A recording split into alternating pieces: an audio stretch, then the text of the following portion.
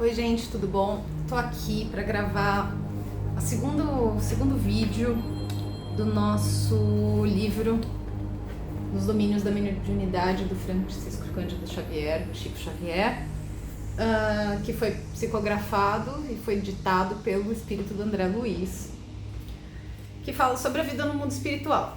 Então, o primeiro eu li aquela carta do Emmanuel, né? Como eu falei no primeiro vídeo, ele é um livro de 1954, então tem aí 30 e poucos anos, e eu vou ler aqui primeira parte, algumas páginas. Eu vou ler o primeiro capítulo, são 4 páginas, eu acho que dá aí para ler, para vocês acompanharem, tá bom? Então vamos lá. Primeiro capítulo, estudando a mediunidade. Indubitavelmente, concordava o assistente Aulus, a mediunidade é problema dos mais sugestivos na atualidade do mundo. Aproxima-se o homem terreno da era do espírito, sob a luz da religião cósmica do amor e da sabedoria, e de certo precisa de cooperação, a fim de que se habilite o entendimento. O orientador de feição nobre e simpática recebera-nos a pedido de Clarencio para um estudo rápido de ciências mediúnicas. Especializara-se em trabalhos dessa natureza, consagrando-lhes muitos anos de abnegação. Era, por isso, dentre as relações do ministro, que se nos fizera patrono e condutor, um dos companheiros mais competentes no assunto. Aulus nos acolhera com afabilidade e doçura. Relacionando aflitivas questões da humanidade terrestre, pousava em nós o olhar firme e lúcido, não apenas com o interesse do irmão mais velho, mas também com a afetividade de um pai eternecido. Hilar e eu não conseguimos disfarçar a admiração. Era um privilégio ouvi-lo discorrer sobre o tema que nos trazia até ali. Aliavam-se nele substanciosa riqueza cultural e o mais entranhado patrimônio de amor, causando-nos satisfação ao vê-lo reportar-se às necessidades humanas. Com carinho do médico benevolente e sábio que desce à condição de enfermeiro para a alegria de ajudar e salvar. Interessava-se pelas experimentações mediúnicas desde 1779, quando conhecera Mesmer em Paris, no estudo das célebres proposições lançadas a público pelo famoso magnetizador. Reencarnando no início do século passado, apreciara de perto as realizações de Allan Kardec na codificação do Espiritismo e privara com Carranet e Balzac, com Théophile Gautier e Victor Hugo, acabando seus dias na França, depois de vários decênios consagrados à mediunidade e ao magnetismo, nos moldes científicos da Europa. No mundo espiritual, prosseguiu no mesmo ritmo, observando e trabalhando em seu apostolado educativo, dedicando-se agora à obra da espiritualização no Brasil. E isso há mais de 30 anos, comentava o otimista, as esperanças do novo campo de ação, dando-nos a conhecer a primorosa bagagem de memórias e experiências de que se fazia portador. Maravilhados ao ouvi-lo, mal lhe respondíamos a essa ou aquela indagação. Conhecíamos sim, informamos respeitosos em dado momento, alguns aspectos do intercâmbio espiritual.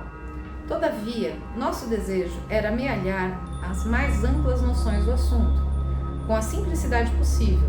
Em outras ocasiões, estudáramos, ao de leve, alguns fenômenos de psicografia, incorporação e materialização.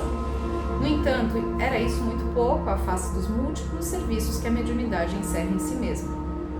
O anfitrião afável aqueceu em elucidar-nos.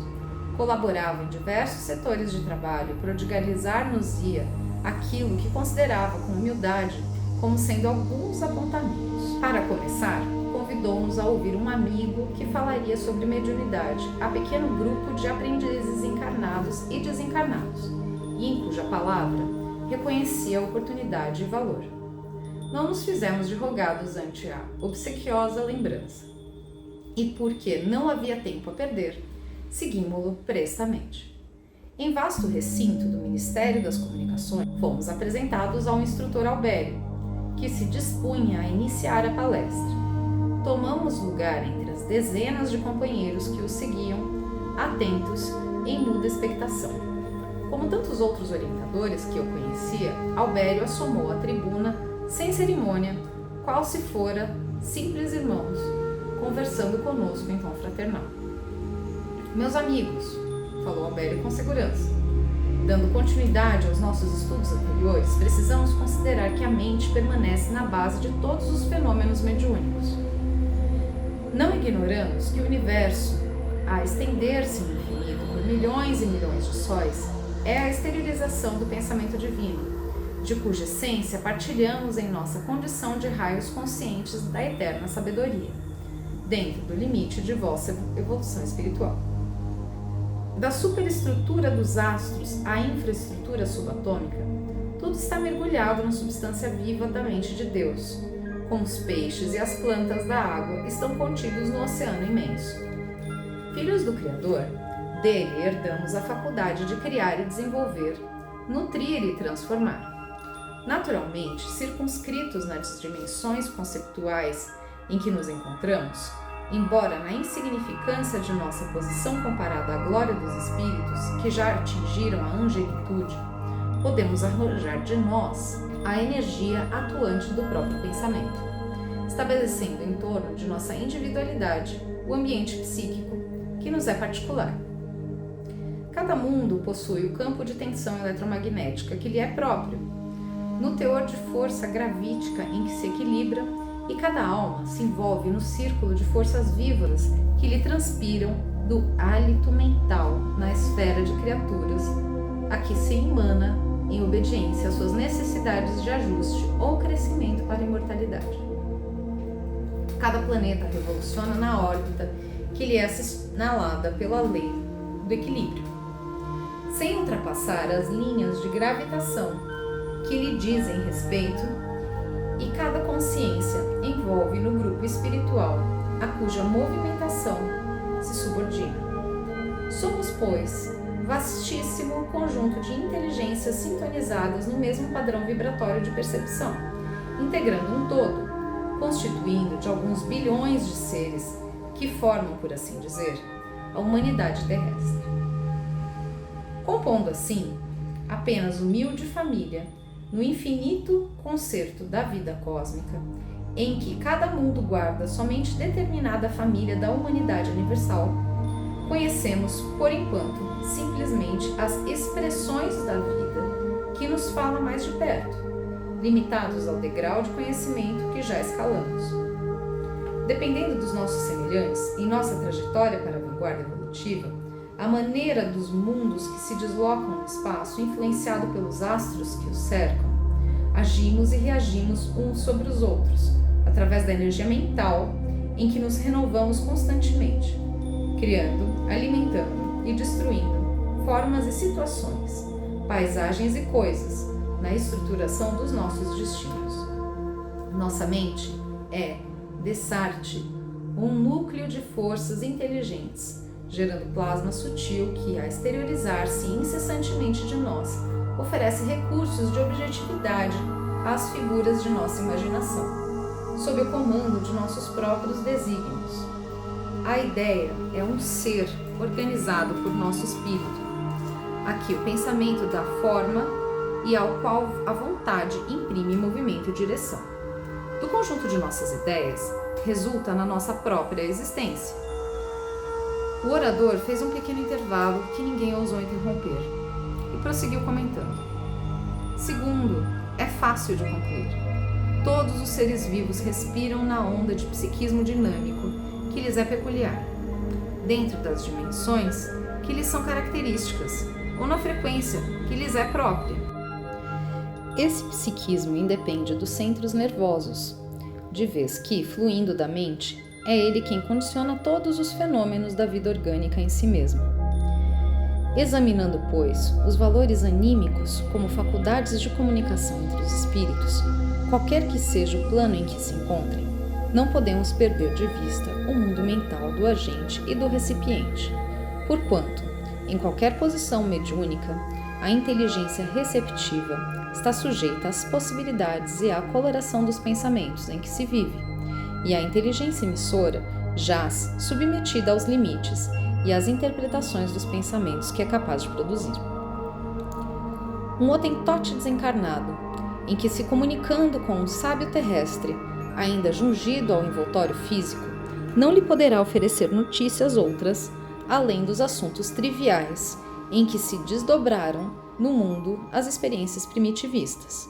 E um sábio, sem um indumento carnal entrando em relação com o Hottentot, ainda colado ao seu habitat africano, não conseguirá facultar-lhe cooperação imediata, senão no trabalho embrionário em que se lhe encravam os interesses mentais, como sejam o auxílio a um rebanho bovino ou a cura de males do corpo denso. Por isso mesmo, o Hottentot não se sentiria feliz na companhia do sábio, e o sábio, a seu turno, não se demoraria com o Hottentot, por falta desse alimento quase imponderável a que se podemos chamar de vibrações compensadas.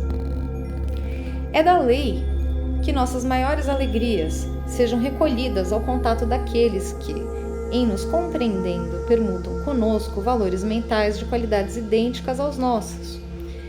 Assim como as árvores oferecem maior coeficiente de produção se colocadas entre companheiras da mesma espécie, com as quais trocam seus princípios germinativos. Em mediunidade, portanto, não podemos olvidar o problema da sintonia. Atraímos os espíritos que se afinam conosco, tanto quanto somos por eles atraídos. E se é verdade que cada um de nós somente pode dar conforme o que tem, é indiscutível que cada um recebe de acordo com aquilo que dá.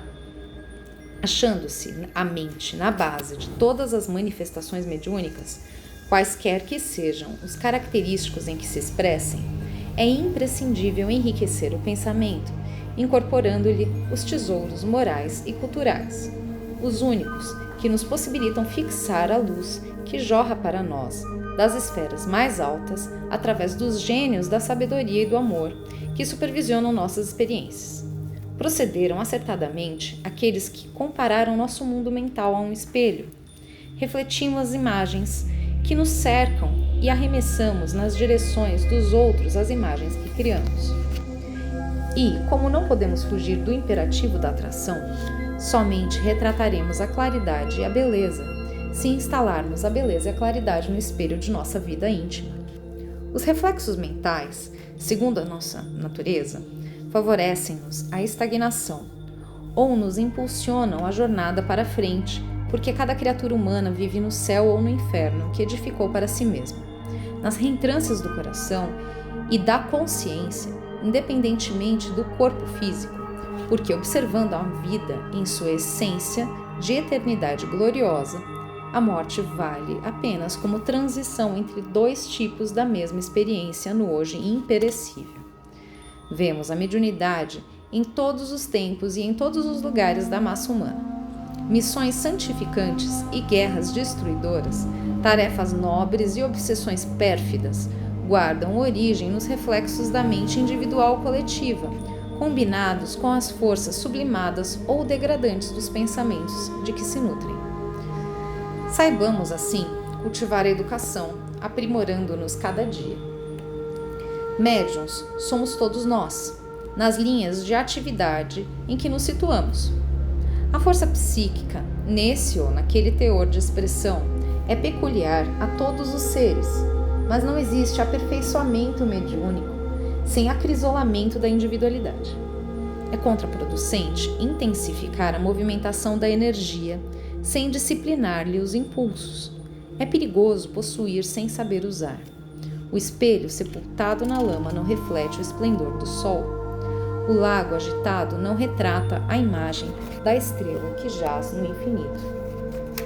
Elevemos nosso padrão de conhecimento pelo estudo bem conduzido e apuremos a qualidade de nossa emoção pelo exercício constante das virtudes superiores, se nos propormos a recolher mensagem das grandes almas.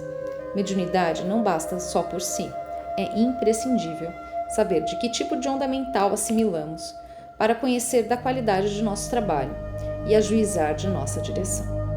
Albério prosseguiu ainda em seus valiosos comentários e mais tarde passou a responder a complicadas perguntas que lhes eram desfechadas por diversos aprendizes. Por minha vez, recolhera largo material de meditação e, em razão disso, em companhia de Hilário, despedi-me dos instrutores com alguns monossílabos de agradecimento, ouvindo de áudios a promessa de reencontro para o dia seguinte. Bom, gente, esse aqui é o fim do primeiro capítulo dos domínios da mediunidade. Eu vou continuar gravando e na próxima gravação eu faço o segundo capítulo, que é o psicoscópio. Acho que tá dando para entender, né, um pouquinho aí sobre a mediunidade. A gente entendeu, né, que o André Luiz encontrou-se com o Hilário e foram ouvir, junto com o assistente Aulus, aí a palestra, né, do instrutor Albério, que estava palestrando para pessoas que eram encarnadas e desencarnadas sobre a mediunidade, né? Então ele falou um pouco sobre a mediunidade, sobre como que funciona, e basicamente a gente aqui viu, né, conceitos sobre que a gente atrai espíritos que afinam conosco. Então assim, nós somos um espelho, né? Então a gente atrai aquilo que a gente reflete. E que muitas vezes a gente pode estar achando que está conversando com muita gente, mas que é imprescindível saber que tipo de onda mental a gente assimila para saber com quem que a gente está conversando. E a gente também pode, com essas palavras, entender que todos somos médiuns, que a gente atua no nosso trabalho, né, todos os dias da nossa vida. Então, eu acho que foram ensinamentos muito bons que nós conseguimos aqui ter, né, nesse primeiro capítulo, que é um capítulo bem introdutório, e espero que a gente consiga aí seguir estudando e aprendendo. Conto com vocês aí nas próximas gravações. Um beijo, gente!